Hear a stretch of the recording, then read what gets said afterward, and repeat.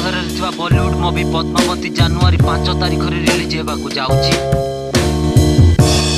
यही film T किछि दिन पूर्व विवाद घर रही। यही फिल्म रे पद्मावती भूमिकार दीपिका पादुकोण को दर्शक देखा पाइबे। यही फिल्म रो लीड हीरो भाव में रणवीर सिंह को दर्शक देखिए। यही फिल्म रे हीरो रणवीर सिंह थिबा बेले तांकर हीरोइन भूमिका रे अछंती दीपिका पादुकोण। रणवीर सिंह और दीपिका पादुकोण को जोड़ी बेस नियारा रही। यही फिल्म टी किछि काल्पनिक कहानी को नहीं तैयारी होइछि। किछि दिन पूर्व यही फिल्म विवाद घर रही। यह सेंसर बोर्ड द्वारा जनवरी 5 तारिख रिलीज हेबो बोली सेंसर बोर्ड अध्यक्ष मत प्रकाश करिसंती।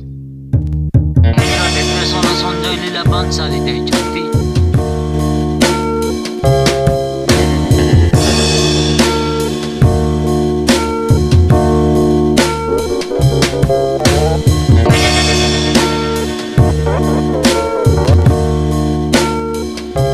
लेटेस्ट वीडियो देखिया सब्सक्राइब करंतु ओडिया हीरो चैनल को।